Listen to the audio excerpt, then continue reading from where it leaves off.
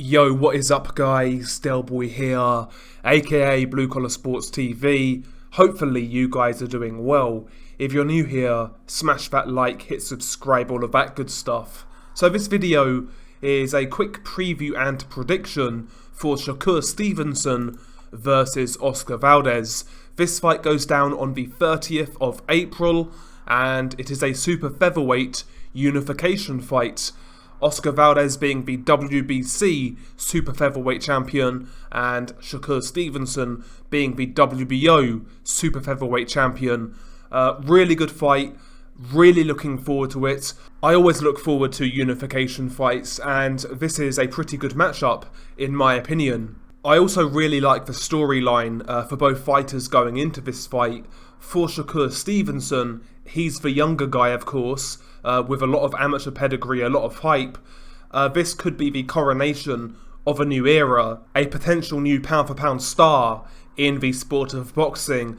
As for Oscar Valdez, it's almost the redemption arc for him. In his last fight against Robson Conceição, most people felt he lost that fight, including myself. I felt he was very fortunate to get the decision, and obviously also on top of that, there was the hoopla about the PED situation. Oscar Valdez, of course, tested positive for a banned substance leading up to that fight, so there's a lot of controversy surrounding Oscar Valdez, and if he were to win this fight, you know, I mean, it would be good for his career and good for his reputation as a top-level fighter. So there's a lot to look forward to here, and I'm really looking forward to this fight. Let's briefly break down the tale of the tape, and then I'll get into briefly what I believe each guy should do to stand the best chance of winning, and then make my official prediction. But let's get into the tale of the tape. We shall start with Shakur Stevenson. He has a perfect record of 17-0, 9 of his 17 wins coming by way of knockout.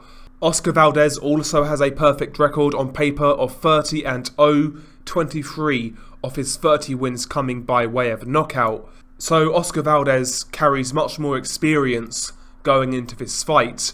Shakur Stevenson is listed as 5'7" with a 68-inch reach, whereas Oscar Valdez is listed as 5'5.5" in height with a reach of 66 inches. So Shakur Stevenson has a height and reach advantage, 1.5 inches in height and 2 inches in reach. And given how both guys fight, it would be wise for Shakur to utilise those advantages in height and reach. Shakur Stevenson is a fresh 24 years old, whereas Oscar Valdez is 31 years old. And you know, Stevenson has the advantage of youth in this fight, and most importantly, Oscar Valdez has taken a lot more punishment in his career. So the youth of Shakur Stevenson here could be a pretty big advantage. Shakur Stevenson is a southpaw, whereas Oscar Valdez is orthodox. So Shakur also has the southpaw advantage, and when you look at the tale of the tape, Shakur does have a few advantages over Oscar Valdez in this bout. Have to say though, Valdez is the bigger puncher, and he does have more experience. Now let's briefly break down the tale of the tape. We shall start with the favourite Shakur Stevenson. Now, we all know how Shakur Stevenson boxes. Primarily, he is an outside boxer, and he likes to use his lead hand, which is his right, to gauge the distance, to keep his opponents at arm's length, to draw the lead, and then he'll counter with his straight left hand. He will also stiffen that lead hand up and utilise that jab, but primarily, Shakur Stevenson is the boxer / counter puncher type, likes to backpedal, manage the distance and pick you off basically.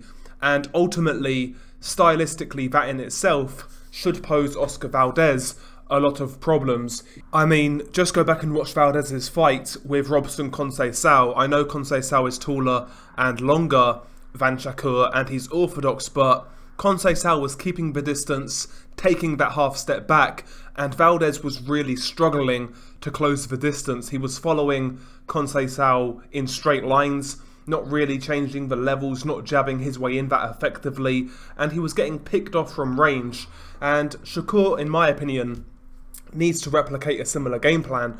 While he's not got the height and reach of Robson Conceição. He is still taller and longer than Oscar Valdez, and he's actually got much quicker feet than Conceição and much quicker hands. So he's got all of the physical tools and the ability to keep this fight from range and to keep Valdez on the outside looking in. One thing I will say though for Shakur Stevenson, I think there are times in this fight where he may have to hold his feet.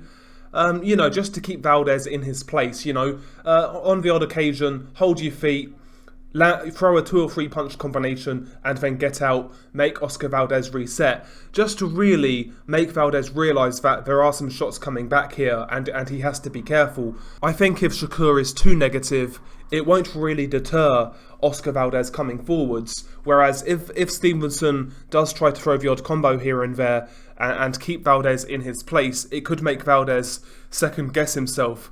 One theory or one feeling I've had around Shakur Stevenson, I think he actually punches harder than his record indicates, and we saw that against Jamel Herring. In that fight, he stood in the pocket a lot longer and actually put his shots together in combinations, and he was hurting Jamel Herring, who's a big dude for 130. If he can do a bit of that against Oscar Valdez, I think he'll be very successful because he's got the hand speed, he's got the accuracy, he's got the punch repertoire to really put some hurting on Oscar Valdez, and that's what I've been asking for from Shakur Stevenson for a long time. I've long felt that he's a great boxer with great talent, but he was one of those guys who never really stepped through the gears when he was fighting low-level competition. He was happy to box and move and not take any risks. I think he can afford to take a few more risks than he does, and he showed that in the Herring fight. He's got the ability to actually put a bit of a hurting on his opponents, so I want to see that in this fight against Oscar Valdez. And one thing I think Shakur did really well in that Herring fight was the body work, and he was surprisingly strong up close with Jamel Herring. So again, the body work of Shakur Stevenson in this fight could actually be quite important. I wouldn't necessarily make it a primary focus, but I would be keen to see Shakur go to the body in this fight on occasion to try and slow down the pressure guy in Oscar Valdez, Shakur's got some pretty good straight shots to the body, for example. His straight left hand is a really good shot to the body. Just things like that. Chip away at the body with jabs and straight left hands, etc.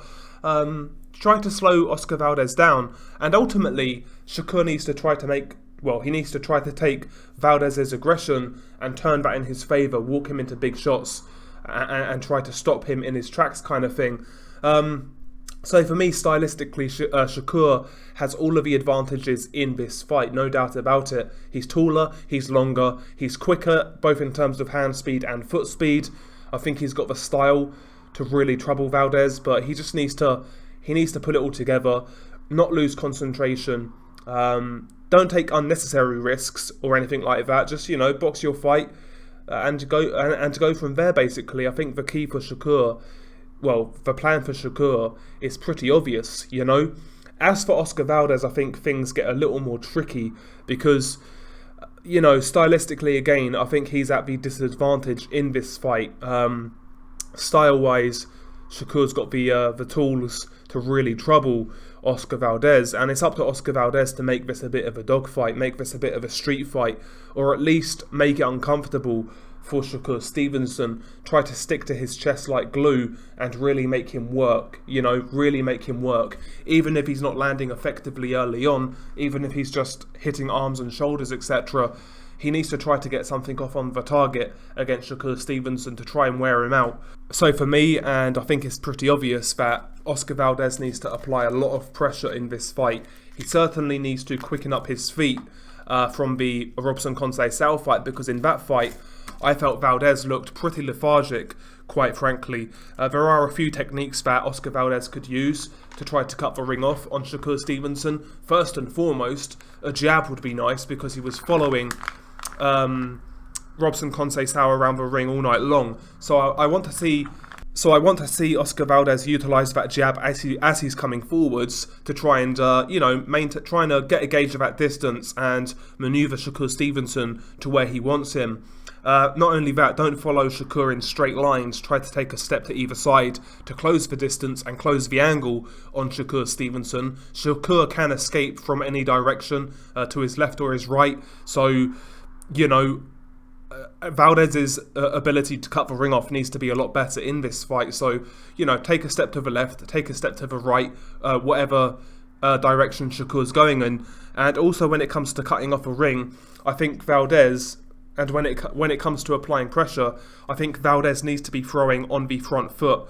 One thing about Valdez is he's actually not particularly great at throwing while moving forwards. He needs you to be stationary or sitting in the pocket with him to get his best work off. I think Valdez in this fight, he's needed to work on throwing on the front foot, and techniques to do that. You know, obviously something like shifting, for example, which is a great technique to apply pressure, cut the ring off, and not give your opponent any breathing room. You know, Gennady Golovkin is arguably the best example of shifting in boxing right now. Artur Beterbiev, another one. So as you punch, you then step in and follow through with another punch, if that makes sense. It honestly amazes me to see so many world-level pressure fighters in boxing today not utilise the shifting technique. It is one of the best ways to apply pressure in boxing, close the distance, and, you know, really stick to your opponent and do some damage. So yeah, Valdez needs to be a lot better at punching on the front foot in this fight. And naturally, you know, obvious things like Valdez, if he can, try to work the body of Shakur Stevenson. Shakur's got very good legs, very good movement. So naturally, what is the best way to slow down the legs? Well, they say it's body work, right? So anytime Valdez has Stevenson somewhat stationary or, you know, in the corner on the ropes or standing in the pocket, Valdez needs to go to the body in those moments. He needs to take advantage of those moments. And one thing that Valdez needs to be very wary of is if he has Shakur stationary, whether it's in the pocket or on the ropes, etc., he needs to be very careful not to crowd his own work and fall into the clinch and get smothered kind of thing, because Shakur can tie you up, he can neutralise you like that, and Valdez always needs to be wary of that. You know, he can't afford to waste these opportunities when he has Shakur standing still. He really can't, because if he doesn't utilise those moments, then he's going to lose this fight. It's that simple. Unless he lands one big shot, of course, which, you know, it could happen, but Shakur's very defensively responsible. But yeah, when I look at this fight, when I look at both guys, when I look at the stylistic matchup, I honestly can't see... I can't see Shakur Stevenson not winning this fight. To me, it's just how Shakur Stevenson wins. Whether it's a competitive points win, a wide points win where he schools Valdez, or maybe even a late stoppage. But for me, the safe bet is Shakur Stevenson in a relatively comfortable points win.